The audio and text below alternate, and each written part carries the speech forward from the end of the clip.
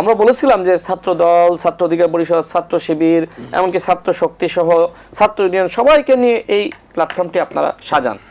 কিন্তু তারা কি করলেন? তারা এটাকে কুক্ষিগত করলেন। আদিব নিজেই স্বীকার করেছে যে এখন এনসিপির নেতারাই অধিকাংশ ক্ষেত্রে আপনার এই প্ল্যাটফর্মটির নেতৃত্বের জায়গায় রয়েছে, এবং এই প্ল্যাটফর্মটির কাউন্সিল হয়েছে কোথায় জানেন? এনসিপির অফিসে। তারা এত রাজনীতি করে, নতুন স্বপ্ন দেখাচ্ছে মানুষকে, এতটুকু বোঝে না যে এই প্ল্যাটফর্মটির নেতৃত্বে গণ অভ্যুত্থান হয়েছে। এই প্ল্যাটফর্মের অধীনে কিন্তু আমরা সবাই গিয়েছি, সেটাকে সার্বজনীন রাখতে হবে। আজকে দেখেন, আমরা দেখেছি, আমরা যখন ঢাকা বিশ্ববিদ্যালয়ে আন্দোলন করেছি তখন আমাদের উপর সবসময় হামলা চালিয়েছে কে? মুক্তিযুদ্ধ মঞ্চ। সেই মঞ্চ আজকে ব্যাপকভাবে আপনার ঘৃণার পাত্রে পরিণত হয়েছে। ঠিক বৈষম্য বিরোধী প্ল্যাটফর্ম যদি এইভাবে কেউ কুক্ষিগত করে, তারা কিন্তু ঘৃণার পাত্রে পরিণত হবে। বঙ্গভবনে আমাদের দলকে আহ্বান করা হয়েছে, সকল দলের সাথে আলোচনা করে সেখানে সবাই গিয়েছে, কেউ একক সিদ্ধান্তে যায়নি। সেখানে দেখেন, সেখানে কিন্তু এনসিপির নেতারাও কিন্তু গিয়েছে। তারা কি বললো? তারা বলল যে আমরা এককভাবে রাষ্ট্রপতির সাথে বসতে চাই। তারা কি রাষ্ট্রপতির সাথে বসে নাই? এবং এনসিপির নেতারা, বৈষম্য বিরোধী ছাত্র আন্দোলনের নেতারা, ওই সময় তো তাদের সাথে আমাদের দেখা হয়েছে, তারাও কিন্তু পরবর্তীতে সেখানে গিয়েছে। তো যাই হোক, আমি যেটি বলি, দেখেন নির্বাচন নিয়ে বিতর্ক থাকবে, বিতর্ক আছে, তবে এই সরকারের দায়িত্ব নির্বাচন নিয়ে কিন্তু তার দলের মন্তব্য কিন্তু দেয় নাই। শেষ করি, সমালোচনায় ব্যস্তব্য। না না, আমি তো তার দলের যে সংখ্যানুপাতিক নিয়ে সেই অবস্থান কিন্তু সে ক্লিয়ার করে না। সরকারের সুবিধাভোগী, ঠিক আছে, সরকারের বেনিফিট পাচ্ছেন, সরকারের কাছ থেকে সুবিধা পাচ্ছেন, বিভিন্ন জায়গায় নিয়োগ দিচ্ছেন, আপনি সরকারের পক্ষে এখানে দালালি করবেন। আমি তো সরকারের দালাল না যে এখানে আমি দালালি করতে এসেছি। অভ্যুত্থানের পরে কোন উপদেষ্টার কাছ থেকে 1 টাকা সুবিধা নিয়েছি? কোথাও গিয়ে তদবির করেছি?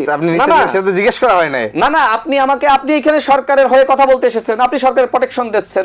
আমি তো সরকারের প্রোটেকশন দেওয়ার বিষয় না, আমি আমার বিষয়ে বলি, আপনার বিষয়ে আপনি বলেন। আপনার দলের সভাপতি সেক্রেটারি দুইজন যদি দুই লাইনে রাজনীতি করেন তাহলে তো সমস্যা। আপনি আপনার সভাপতি আমার কথা আমি বলি, যে কোশ্চেন উনি করছে যে সংখ্যানুপাতিক নিয়ে, আমার কথার ভিতর বারবার না না না, এটা অবশ্যই এটা কোশ্চেন। আপনি এক বক্তব্য আরেক বক্তব্যের লাইনে চলে গেলে তো সমস্যা। আপনাকে কোশ্চেন করছে, জান আপনি ভাইস চেয়ারে বসেন। না না, সংখ্যানুপাতিক নিয়ে আর ভাইকে এই চেয়ারে দেন। সংখ্যানুপাতিক নিয়ে বলছে যে একই মঞ্চে, ইসলামী আন্দোলনের মঞ্চে জামাত, এনসিপি, গণ অধিকার উঠছে। আপনার দলের, আপনারা কি মনে করেন? আপনি কিন্তু সেই বক্তব্যে না ঢুকে আপনি শুধু একটাই পারেন এখন। মিস্টার আজিজ, জি ভাই, আমি মানে শেষ করতে পারি। আপনারা দুজনেই খুব বিনয়ী অতিথি আমার, এবং আমি না আজকে খুব সে ডিস্টার্ব করলে এটা খুব অন্যায়। নতুন রাজনৈতিক বন্দোবস্ত এইটা না, তারা মানুষকে নতুন গল্প শোনাচ্ছে, নতুন স্বপ্ন দেখাচ্ছে। আমি যে কথাগুলো বলছি তিনি তার সময়ে লিখে রাখবে, তিনি যৌক্তিক কাউন্টার দিবেন। তিনি আমার কথা বলার সময় প্রত্যেকটা কথায় আমাকে যে ডিস্টার্ব করলেন, এটা অসভ্যতা, এটা কিন্তু বেয়াদবি। এই বেয়াদবি আমি পছন্দ করি না। আমি লিখে রাখেন, আপনি তো সময় পাবেন রে ভাই।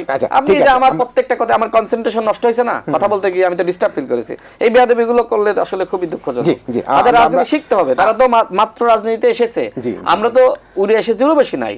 আপনি তো নিজেই জানেন, আমিও একটানা 15 দিন রিমান্ডের নির্যাতনের শিকার হয়েছি। আমি যতটা মার খাইছি আর যতদিন মার খাইছি, তাদের কয়জন না তাদের মার খাইছি, হাত বেঁধে চোখ বেঁধে তাদের কয়জনকে পিটাইছে? আমার বলেন তো, তাদের কয়জনকে চোখ বেঁধে হাত বেঁধে পিটাইছে? আমি তো আন্তর্জাতিক অপরাধ ট্রাইব্যুনালে মামলা করেছি। এখনো পর্যন্ত সেই আপনার যেভাবে ওই এডিসি ইস্তিয়াক আমাকে পিটিয়েছে, এরকম তাদের কয়েকজনকে পিটাইলে একজন না রাজপথে নামতো না।